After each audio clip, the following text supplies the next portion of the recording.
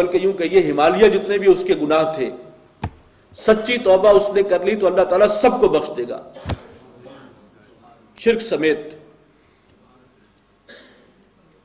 یہ کبھی کوئی شخص ذہن میں نہ لائے کہ میرے گناہ تو اتنے بڑے بڑے ہیں، میری تو بخشش نہیں ہو سکتی، میں کیسے بخشا جاؤں گا۔ اصل میں اس کی نیگیشن ہے یار، اللہ تو ہے ہی غفور رحیم، وہ تو ہم تو مائل بکرم ہیں، کوئی سائل ہی نہیں۔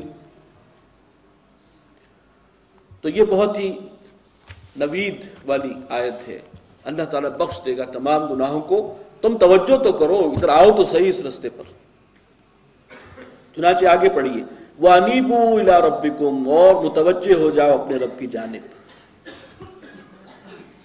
اسی کا نام توبہ بھی ہے، توبہ بھی کہتے ہیں توجہ کے ساتھ اس کی طرف رجوع کرنا، آؤ تو صحیح اس جناب میں۔ وَأَسْلِمُوا لَهُ، اور اس کے مطیع فرمان بن جاؤ، یعنی بندگی ہر حکم مانو، اس کو واقعی اپنا رب مانا ہے، رب مانا ہے تو واقعی مان کر دکھاؤ کہ ہاں تم نے سمجھا ہے اس کو رب۔ یہ ہے شرط، پھر بڑے سے بڑا گناہ ہے تو بخش دے گا۔ قبلہ اپنا درست کرنا پڑے گا، رخ صحیح کر لو۔ اب پہلے اگر نفس پرستی، دنیا پرستی، دولت پرستی کی طرف رخ تھا تو اب رب پرستی کی طرف آ جاؤ ایک دفعہ۔ من قبل ان یاتیکم العذاب، اس سے پہلے کہ تم پر عذاب آ جائے، ثم لا تنصرون، اور پھر وہ جب عذاب آئے گا تو پھر کوئی مدد نہیں کی جائے گی کسی کی۔ موت کا وقت آ گیا تو اب توبہ کا دروازہ بند، جیسے ہی موت کے آثار شروع ہو گئے پھر کوئی رستہ نہیں۔ وَاتَّبِعُوا أَحْسَنَ مَا أُنزِلَ إِلَيْكُم مِّن رَّبِّكُمْ، اور پیروی کرو اس بہترین کلام کی جو نازل فرمایا ہے تمہاری طرف تمہارے رب نے۔ یہ ہے قرآن۔ اب دیکھیے اس اللہ کی طرف رجوع کرنے کا مطلب کیا ہے، اس کا طریقہ کیا ہے؟ اللہ کی بندگی، اللہ کے حکم برداری، اور اللہ کے اس کلام کو مضبوطی سے تھامنا، اس کو فالو کرنا، اس کو اپنا امام اور رہنما بنانا، فکری اعتبار سے بھی اور عملی اعتبار سے بھی۔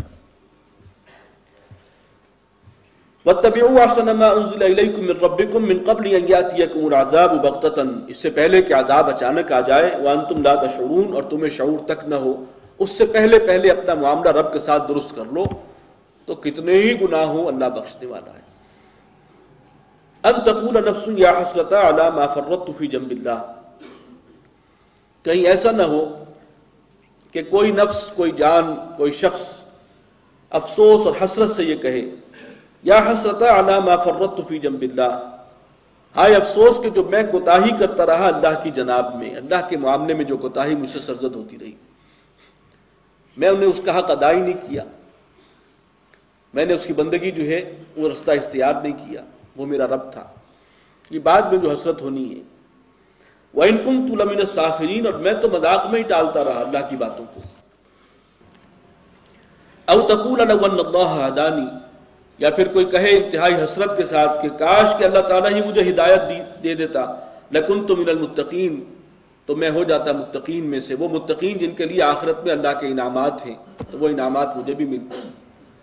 اگر میں کہیں پٹڑی سے اترا ہوا تھا، کاش اللہ تعالیٰ مجھے زبردستی کان سے پکڑ کے لے آتا ہدایت پر۔ اب یہ اس قسم کے وہ کریں گے، حسرت ہوگی انہیں کہ کچھ ہو جاتا، کسی طرح یہ عذاب سے تو بچ جاتے جو اب ہمارے سامنے ہے۔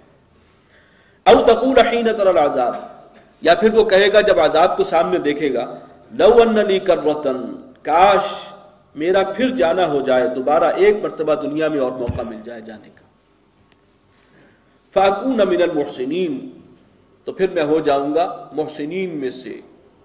یہ درجہ احسان ہے، ایمان کی چوٹی ہے، ایمان کے اعلیٰ ترین مقام پر فائز ہو جاؤں گا اور بہترین انداز میں اللہ کی بندگی کروں گا، بس ایک موقع مجھے اور مل جائے۔ یہ ہے حسرت جو اس وقت ہوگی، اور قرآن بتا رہا ہے کہ اس سے پہلے پہلے اپنا معاملہ درست کر لو، وہ دن آنا ہے۔ بلا قد جاءتک آیاتی، اس شخص کو جواب ملے گا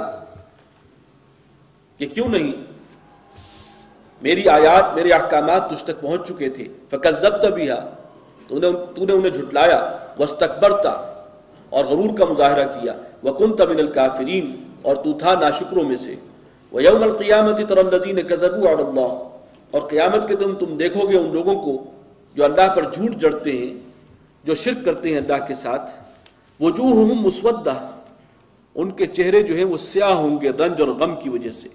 الیس فی جہنم مثوی للمتکبرین، تو کیا جہنم ہی ٹھکانہ نہیں ہے ایسے تکبر کرنے والوں کا، گھمنڈ کا مظاہرہ کرنے والوں کا. وَيُنَجِّ اللَّهُ الَّذِينَ اتَّقَوْا بِمَفَازَتِهِمْ، اور بچا لے گا اللہ تعالیٰ ان لوگوں کو جنہوں نے تقوی کی روش اختیار کی ہوگی.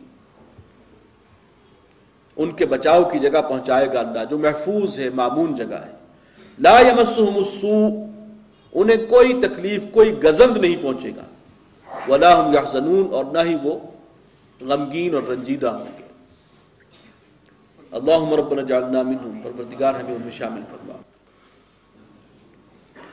اللہ خالق کل شیء، اللہ تعالیٰ ہی خالق ہے ہر شے کا. وہو علی کل شیء وکیل، اور وہ ہر چیز پر نگہبان ہے، وہ ذمہ دار ہے. لہ مقالید السماوات والارض، آسمانوں اور زمین کی کنجیاں، چابیاں اسی کے پاس ہیں، تمام خزانے اسی کے قبضہ قدرت میں ہیں. والذین کفروا بآیات اللہ، اور وہ لوگ کہ جو اللہ کی آیات کا انکار کرتے ہیں، اولئک هم الخاسرون، وہی ہوں گے خسارہ پانے والوں میں.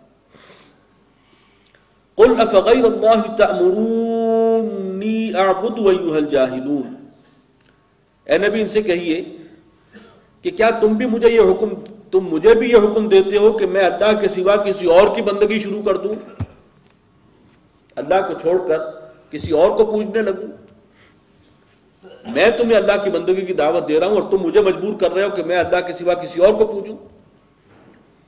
ایھا الجاہلون، اے جاہلو، اے نادانو. وَلَقَدْ أُوحِيَ إِلَيْكَ وَإِلَى الَّذِينَ مِن قَبْلِكَ، حالانکہ اے نبی آپ کی طرف وحی کی جا چکی ہے اس سے پہلے بھی، اور ان لوگوں کی طرف بھی جو آپ سے پہلے تھے، سابقہ رسولوں کی طرف. لَإِنْ أَشْرَكْتَ لَيَحْبَطَنَّ عَمَلُكَ، اگر کہیں آپ نے بھی شرک کیا تو آپ کے تمام اعمال حبط ہو جائیں گے، ضائع ہو جائیں گے. وَلَتَكُونَنَّ مِنَ الْخَاسِرِينَ، اور آپ ہوں گے خاسرین میں سے، خسارہ پانے والوں میں سے. اب یہ اصل میں سنایا ان کو جا رہا ہے کہ کوئی امکان نہیں ہے کہ تمہارے دباؤ میں آ کر ہمارا رسول جو ہے وہ ذرا بھی دائیں سے بائیں ہو جائے. بَلِ اللَّهَ فَاعْبُدْ، پھر وہی اصل مضمون اس صورت کا جو ہے بندگی رب، بلکہ اللہ ہی کی بندگی کرو، صرف اللہ کی. وَقُم مِّنَ الشَّاكِرِينَ، اور اس کے شکر گزار بن کر رہو. وَمَا قَدَرُ اللَّهَ حَقَّ قَدْرِهِ، اور انہوں نے اللہ کی قدر نہیں جانی جیسے کہ اس کی قدر کا اس کا اندازہ تھا، جیسے کہ حق تھا اس کو جاننے کا، اس کے اندازہ کرنے کا. یعنی یہ سارا مسئلہ جو شرک کا ہے اس کی گڑبڑ وہاں سے ہوتی ہے جب انسان اللہ کو بھی قیاس کرتا ہے، جیسے انسانوں میں کوئی بڑا بادشاہ ہے تو اس سے اور ذرا بڑا بادشاہ اللہ ہے،